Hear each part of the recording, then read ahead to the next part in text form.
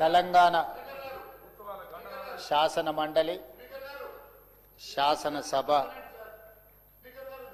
ఉద్దేశించి 2026 సంవత్సరంలో గవర్నర్ గారి ప్రసంగానికి ధన్యవాదాలు తెలుపుతూ ఈ సభలో ప్రసంగించిన శాసనసభ్యులు నేనావత్ బాలు నాయక్ గారు, ఆది శ్రీనివాస్ గారు, కల్వకుంట్ల తారక రామారావు గారు, శ్రీ అహ్మద్ బిన్ అబ్దుల్లా బలాల గారు, శ్రీ చింతకుంట విజయ రమణారావు గారు, శ్రీ ఏలేటి మహేశ్వర్ రెడ్డి గారు, శ్రీ కూనంనేని సాంశివరావు గారు, శ్రీ పల్లా రాజేశ్వర్ రెడ్డి గారు, శ్రీ బీర్లా అల్లయ్య గారు ఈ సభను ఉద్దేశించి ప్రసంగించి వారి అభిప్రాయాలు తెలిపి స్పీకర్ గవర్నర్ గారి యొక్క ప్రసంగానికి ధన్యవాదాలు తెలుపుతూ ఈరోజు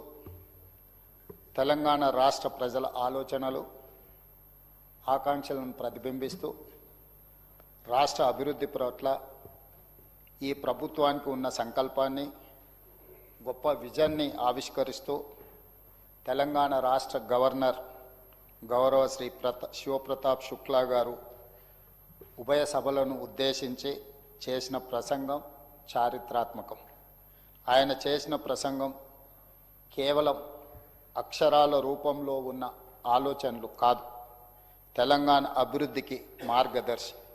2034 సంవత్సరం నాటికి $1 ట్రిలియన్ ఆర్థిక వ్యవస్థగా, 2047 సంవత్సరం నాటికి $3 ట్రిలియన్ ఆర్థిక వ్యవస్థగా తెలంగాణ రాష్ట్రం ఎదగడానికి అవసరమైన విశిష్ట ప్రణాళిక. అటువంటి గొప్ప సంకల్పాన్ని పవిత్ర శాసనసభ వేదిక నుండి రాష్ట్ర ప్రజల ముందు ఉంచిన గవర్నర్ శ్రీ శుక్లా గారికి ఈ సందర్భంగా సభానాయకుడిగా ప్రత్యేక ధన్యవాదాలు తెలియజేస్తున్నాను.